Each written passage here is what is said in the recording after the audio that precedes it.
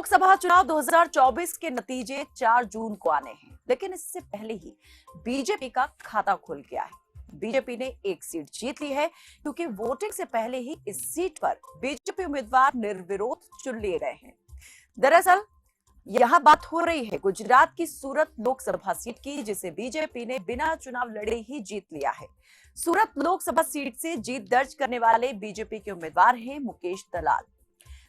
पिछले 2-3 दिन से सूरत लोकसभा सीट पर हाई वोल्टेज ड्रामा चल रहा था। कांग्रेस प्रत्याशी नीलेश कुंभानी के फॉर्म को लेकर बीजेपी की ओर से आपत्ति दर्ज कराई गई थी। बीजेपी प्रत्याशी मुकेश दलाल के चुनाव एजेंट दिनेश जोधानी ने फॉर्म के सत्यापन के दौरान कांग्रेस प्रत्याशी नीलेश कुंभानी के फॉर्म को लेकर आपत्ति जताई थी और कहा था कि उन्हें जानकारी मिली है कि कांग्रेस प्रत्याशी के प्रस्तावक कोई नहीं है।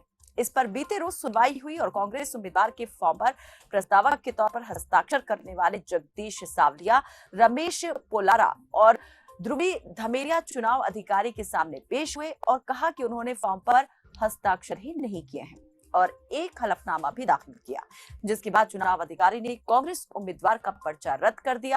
कांग्रेस उम्मीदवार का पर्चा रद्द होने के बाद कुल 9 उम्मीदवार मैदान में थे, जिनसे निर्दलीय समेत 7 उम्मीदवारों ने अपना फॉर्म रविवार को वापस ले लिया था। इसके बाद केवल एक ही उम्मीदवार बचा था, जो बीएसपी का था।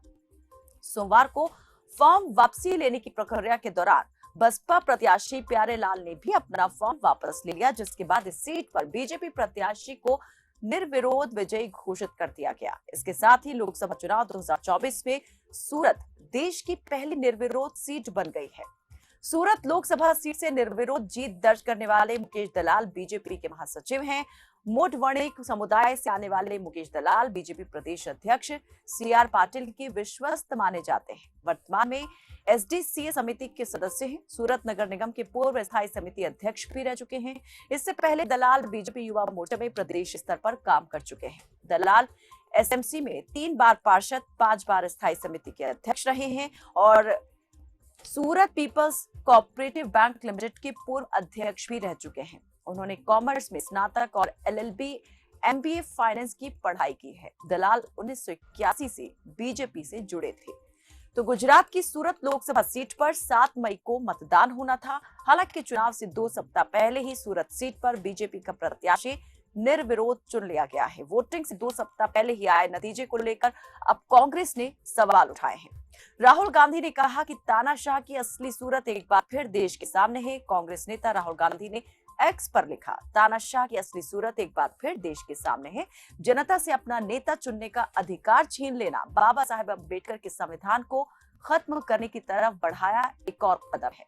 मैं एक बार फिर कह रहा हूं, ये सिर्फ सरकार बनाने का चुनाव नहीं है, ये देश को बचाने का चुनाव है, संविधान की रक्षा का चुनाव है। कांग्रेस महासचिव जयराम रमेश ने बीजेपी पर निशाना साधते हुए सूरत सीट पर बीजेपी को मिली जीत को एक क्रोनोलॉजी के तहत समझाया।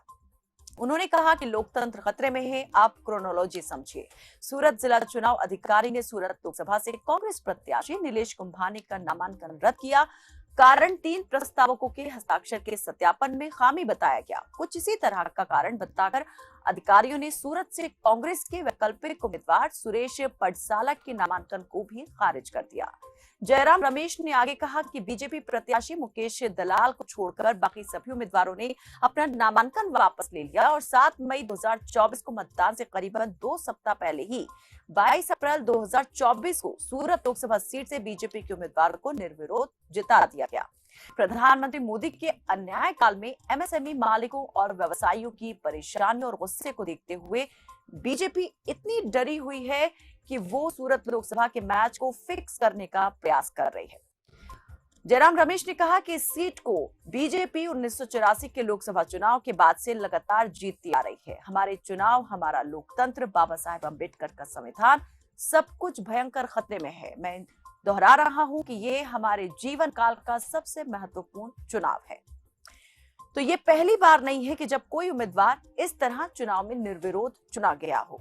आजादी के बाद जो चुनाव हुए उसमें ऐसे भी उम्मीदवार रहे जिन्हें चुनावी रण में किसी से चुनौती ही नहीं मिली, वो निर्विरोध चुन लिए गए। आइए पूरे आंकड़े पर नजर डाल लेते हैं। लोकसभा चुनाव में निर्विरोध जीतने की तस्वीर कैसी रही? आजादी के बाद से अब तक लोकसभा चुनाव में 28 सांसद निर्विरोध चुने जा चुके हैं। 5 सांसद पहले और दूसरे चुनाव में निर्विरोध चुने गए थे। 1967 के चौथे आम चुनाव में भी 5 सांसद बिना किसी चुनौती के चुने गए थे।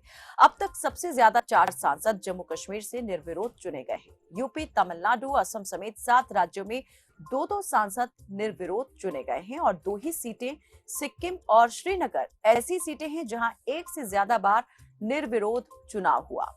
निर्विरोध चुने गए इन सांसदों में किस पार्टी का क्या आंकड़ा रहा वो भी आपको बताते हैं। आजादी के बाद से अब तक 20 सांसद कांग्रेस के निर्विरोध चुने गए, 2-2 सांसद नेशनल कॉन्फ्रेंस के समाजवादी पार्टी से चुने गए। एक ही निर्दलीय उम्मीदवार का चुनाव अब तक निर्विरोध हुआ था।